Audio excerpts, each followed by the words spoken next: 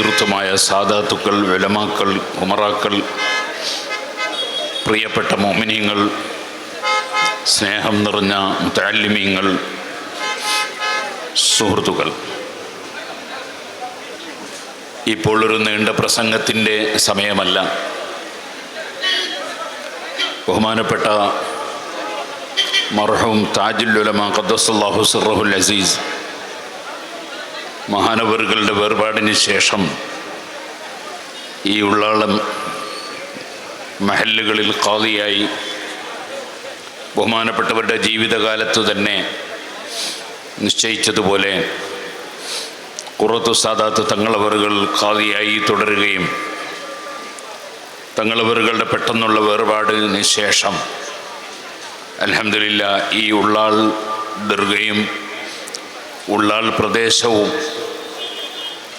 അർഹിക്കുന്ന വിധത്തിലുള്ള ഒരു ഖാദിയായി മഹാനായ ഉസ്താദവറുകളെ ഇവിടെയുള്ള ജനങ്ങൾ തിരഞ്ഞെടുക്കുകയും അതിനോടനുബന്ധിച്ച് ബാംഗ്ലൂരിലും അതുപോലെ കർണാടകയിലെ പല സ്ഥലങ്ങളിലും ഉസ്താദവറുകളെ ഖാദിയായി അവരോധിക്കുകയും ചെയ്തതാണ് നാം അനുഭവിക്കുന്നത്. അല്ലാഹു തആല ഉസ്താദവറുകൾക്ക് ദീർഘകാലം ആഫിയത്തോടെ ഇസ്തിഖാമത്തോടെ ഈ മഹല്ലുകൾക്കെല്ലാം ആവശ്യമായ മുഴുവൻ നേതൃത്വം നൽകാനുള്ള എല്ലാ തൗഫീഖും ഇവിടെ അന്ത്യവിശ്രമം കൊള്ളുന്ന സയ്യിദ് മുഹമ്മദ് ഷരീഫുൽ മദനി ഖദ്ദസല്ലാഹു സിർറഹുൽ അസീസ് അവരുകളടക്കമുള്ള മഹാന്മാരുടെ ബർക്കത്ത് കൊണ്ട് നൽകുമാറാകട്ടെ എന്ന് ദുആ ചെയ്യുന്നു.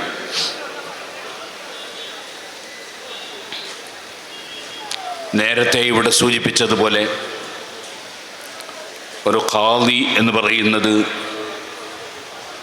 പല വിഷയങ്ങളിലും തീരുമാനം പറയാനും നിർദ്ദേശിക്കാനും തീരുമാനിക്കാനുമുള്ള ഒരു വ്യക്തിയാണ്.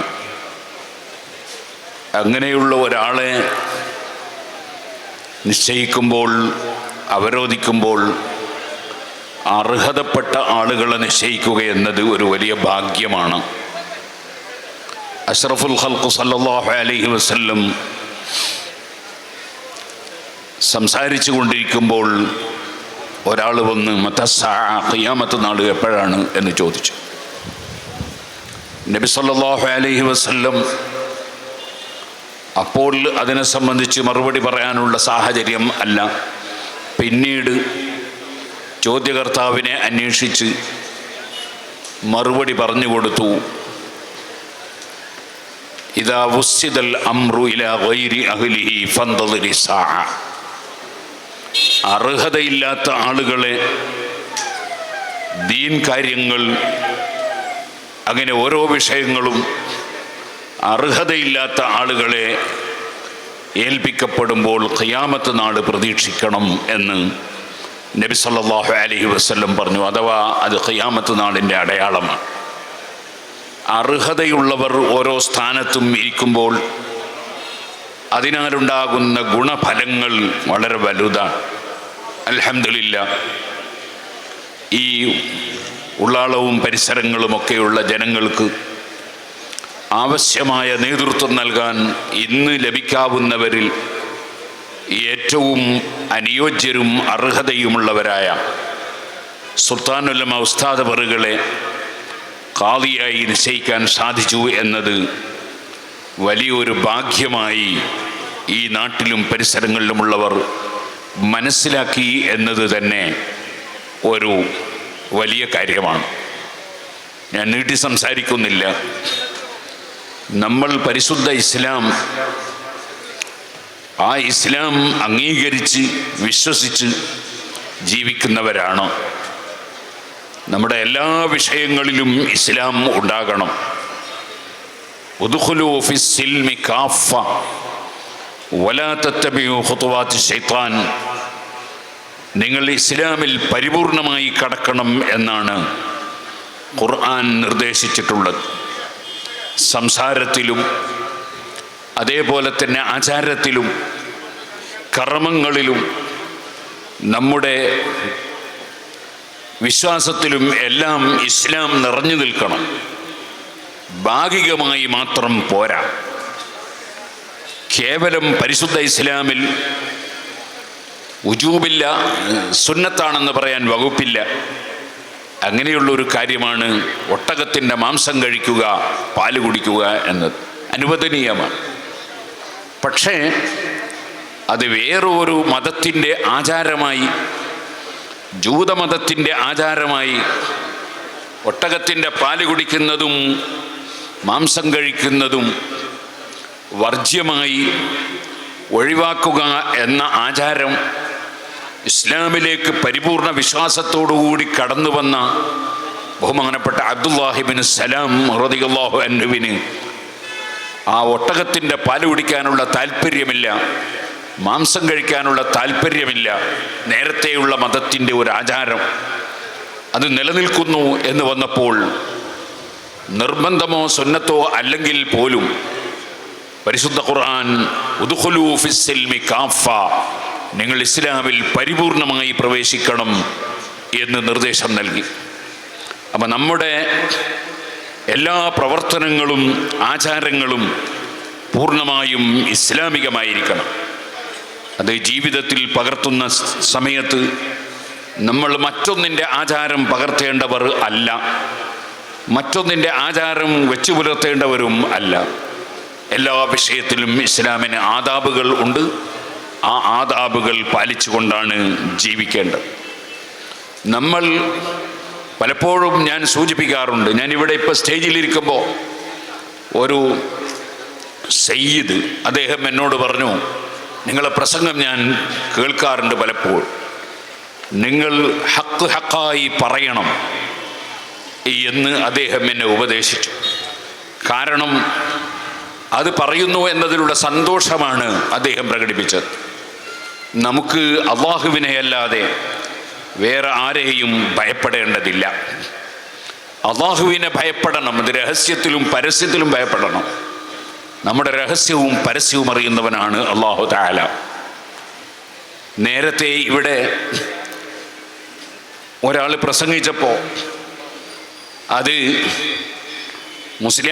മൊയ്ലാന്മാർക്ക് മനസ്സിലാവില്ല എന്ന് പറഞ്ഞു. അങ്ങനത്തെ ചില മൊയ്ലാന്മാരുണ്ട്, മനസ്സിലാകാത്ത ചില മൊയ്ലാന്മാർ. അത് അദ്ദേഹം പറഞ്ഞതിൽ തെറ്റില്ല. കാരണം അങ്ങനത്തെ ചില മൊയ്ലാന്മാരുണ്ട്. മൊയ്ലാർ എന്നാണ് പേര്, പക്ഷേ ചെയ്യുന്നത് കടുത്ത ജാഹിലിൻ്റെ പ്രവർത്തനമാണ്. അതുപോലെ കടുത്ത ജാഹിലീങ്ങൾക്ക് വകം വെച്ച് കൊടുക്കുന്ന ആചാരങ്ങളും പ്രവർത്തനങ്ങളുമാണ്.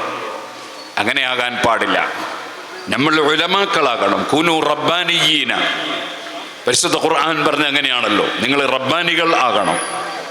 അതിൻ്റെ അർത്ഥം ആനായ ഇമാം ബുഖാരി റളിയല്ലാഹു അൻഹു ഉദ്ധരിച്ചത് ഉലമാ ഫുഖഹാ, നിങ്ങൾ നല്ല സഹനമുള്ള കാര്യവിവരമുള്ള പണ്ഡിതന്മാരാകണം. ജനങ്ങൾക്ക് ആവശ്യമുള്ളത് പറഞ്ഞു കൊടുക്കുന്നവരാകണം. ജനങ്ങൾക്ക് ഉൾക്കൊള്ളാൻ കഴിയുന്നത് മനസ്സിലാക്കി കൊടുത്തുകൊണ്ട് അവരെ ആത്മീയമായി വളർത്തിയെടുക്കുന്നവരാണ്. അതാണ് യുറബ്ബിന്നാസ ബിസിഗാരിൽ ഇൽമി ഖബ്ല കിബാരിഹി, വലിയ വലിയ കാര്യങ്ങൾക്ക് മുമ്പ് ചെറിയ ചെറിയ കാര്യങ്ങൾ പറഞ്ഞ് മനസ്സിലാക്കി കൊടുക്കുന്നവരാണ്. സുബ്ഹാനല്ലാഹ്, വല്ലാത്തൊരു ആഖിർ സമാനിലാണ് നമ്മൾ ജീവിക്കുന്നത്. ചിലരുടെ ധാരണ അമിതമായി ബഹുമാനിച്ചാൽ സുന്നിയാവുന്നതാണ്. അമിതമായി ബഹുമാനിച്ചാൽ സുന്നിയാവൂല, സുന്നത്തിയമായത്തുനിന്ന് പുറത്തു പോകുന്നല്ല. അള്ളാഹു വെച്ച വരമ്പിനപ്പുറം പോയാൽ ചിലപ്പോൾ ഇസ്ലാമിൻ്റെ പടി തന്നെ കടന്നു പോകും. അതുകൊണ്ട് ഏത് വിഷയത്തിലും നല്ല ശ്രദ്ധ ഉണ്ടാവുക എന്നത് വളരെ ആവശ്യമാണ്. നമ്മൾ എന്തെങ്കിലും പറയേണ്ടവർ അല്ല. പരിശുദ്ധ ഇസ്ലാമിൽ ഏറ്റവും ആദരവുള്ളവർ അള്ളാഹുവിൻ്റെ അമ്പിയാക്കളാണ്. അവരിൽ ഏറ്റവും ശ്രേഷ്ഠതയുള്ളവർ മുർസലീങ്ങളാണ്. അവരിലും ഏറ്റവും ശ്രേഷ്ഠതയുള്ളവർ 25 മുർസലീങ്ങളാണ്. അവരിലും ഏറ്റവും ശ്രേഷ്ഠതയുള്ളവർ 5 ഉലുൽ അസ്മുകളായ മുർസലീങ്ങളാണ്. അതിൽ ഒരു മഹാനാണ് സയ്യിദുനാ റൂഹുല്ലാഹി ഈസാ അലൈഹിസ്സലാം.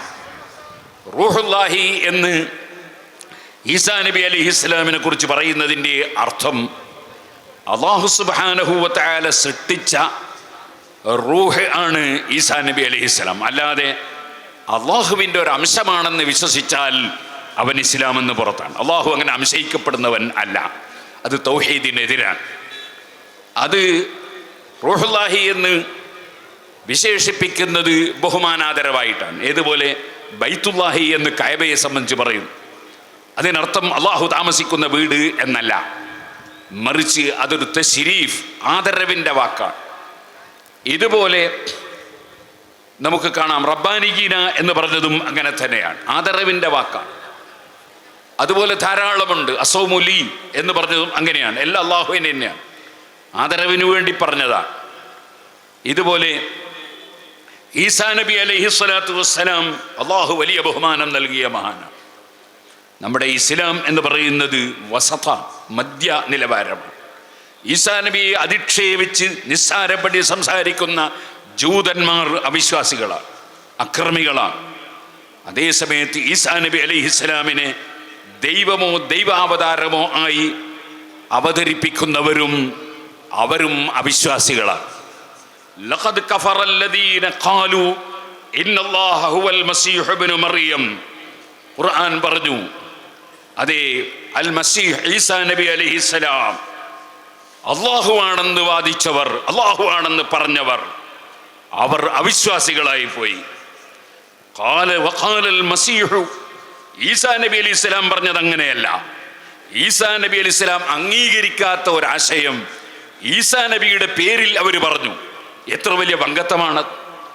അലി ഇബ്നു അബീ ത്വാലിബ് റളിയല്ലാഹു അൻഹുവിന്റെ കാലത്ത് അലി റളിയല്ലാഹു അൻഹു